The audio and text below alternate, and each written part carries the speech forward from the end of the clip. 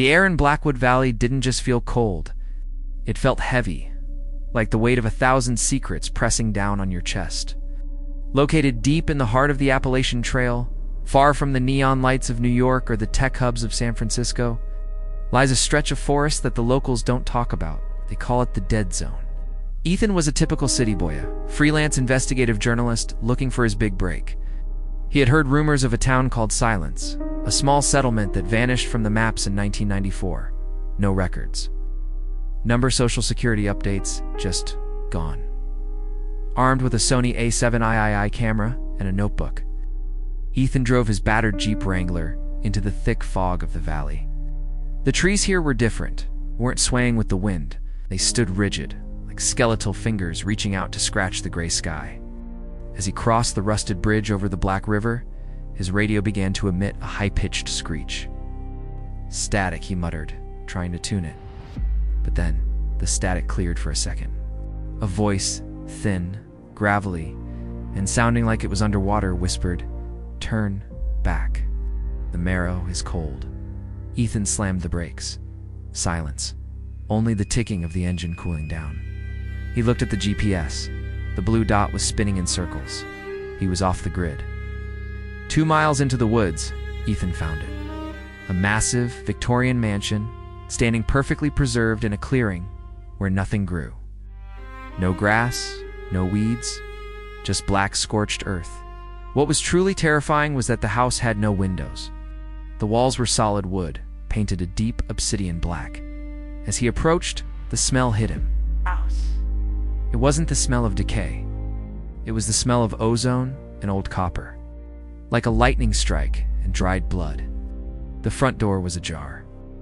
Ethan's heart hammered against his ribs like a trapped bird. "Hello?" he called out. His voice didn't echo. It felt like the house swallowed the sound immediately. He stepped inside, his flashlight cutting through a darkness so thick it felt physical. The interior was not a house. It was a labyrinth of hallways. And on every inch of the walls, there were photographs. Thousands of them. Ethan shone his light on one. It was a photo of a man eating dinner. The date at the bottom, October 12th, 2023. Ethan froze. That man in the photo was Ethan. He was wearing the same jacket he had on right now. The photo showed him sitting in a diner 3 days ago, 500 miles away. He backed away, his breath coming in ragged gasps. Suddenly, from the top of the lightless staircase, he heard it. Slap, squelch, slap. The sound of bare, wet feet hitting the floorboards. "It was there," Ethan screamed, his flashlight beam trembling. The sound stopped. Then, a voice came from the darkness, not from a person, but it felt like it was vibrating from the very walls. "We've been waiting for the collector. Ink is dry, but the skin is still warm." Ethan turned to run, but the door he had entered through was gone. In its place was a wall covered in more photos. Photos of Ethan's childhood. Photos of his mother's funeral. Photos of things he had never told anyone. And then he saw the most recent photo. It was a picture of him right now, from behind, holding a flashlight. He realized with a jolt of pure horror, something was standing right behind him. Ethan didn't turn around. He couldn't. His muscles were locked in a state of primal terror. Felt a cold breath on his neck, a breath that smelled like wet earth and ancient dust. "Ethan," the thing whispered. It sounded exactly like him. His own voice, his own inflection. "Don't be afraid. You're just making sure the story never ends." He swung his heavy flashlight around in a blind panic. The light caught a glimpse of something tall, 8 feet at least, pale and featureless. It had no eyes, no nose, just a jagged slit for a mouth that was stitched shut with rusted wire. It wasn't a ghost. It wasn't a demon. It was something wrong. A glitch in reality. Ethan ran. He didn't care where.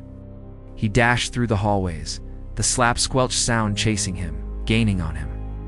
He found a door and kicked it open, falling into what looked like a basement. The basement was a vast underground cavern. In the center was a massive machine, pulsing with a low rhythmic hum like a heartbeat. Around it were glass jars, hundreds of them. Inside the jars weren't specimens, they were shadows. Human shadows, ripped from their owners, flickering and screaming silently against the glass. Ethan saw a jar labeled, "Ethan Miller, Journalist." It was empty. "Not for long," the voice echoed. Ethan looked at his feet. His own shadow was stretching toward the machine, being pulled like taffy. He felt a searing pain in his chest, as if his very soul was being unzipped. In a moment of pure adrenaline, Ethan grabbed his camera, the only thing he had, and smashed the main control panel of the pulsing machine. The sound that followed was not an explosion. It was a scream, a collective scream of 1,000 stolen lives. The house began to fold in on itself. The walls became liquid. Ethan scrambled up the collapsing stairs, the pale, wire-mouthed creature reaching for his ankle. Its fingers felt like ice-cold needles. Ethan kicked it, feeling a sickening crunch as his boot met its face, and he lunged toward a flickering light in the distance. He burst through a gap in the shrinking walls and tumbled onto the scorched earth outside. He didn't look back. He ran to his Jeep, the engine miraculously roaring to life. He drove until the sun came up, until he saw the golden arches of a McDonald's in a neighboring state. Ethan sat in the brightly lit diner, shaking, his coffee cold. He felt safe. He was surrounded by people. He reached for his camera to see if he had captured any evidence. The memory card was missing. In its place was a small, handwritten note on aged parchment. The story isn't over. Ethan, look at the sun. Ethan walked outside and looked down at the pavement. The sun was shining brightly. People walked by, their shadows trailing behind them. Ethan looked at his own feet. There was nothing. No shadow, no outline, just the bare pavement.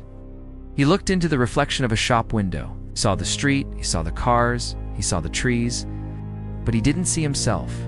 He was a ghost in a living world, a man whose marrow had gone cold, just as the radio had warned.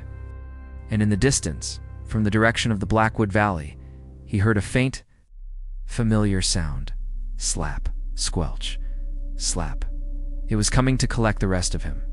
The story doesn't end here, because Ethan is just one of many who vanish every single day into the suffocating depths of America's great wilderness. If you ever find yourself driving through the dense fog of Virginia or hiking the lonely stretches of the Appalachian Trail, remember this: never tune into a frequency you don't recognize, and for God's sake, always keep an eye on your shadow. Because once it's gone, you're just a guest in a world that no longer recognizes you.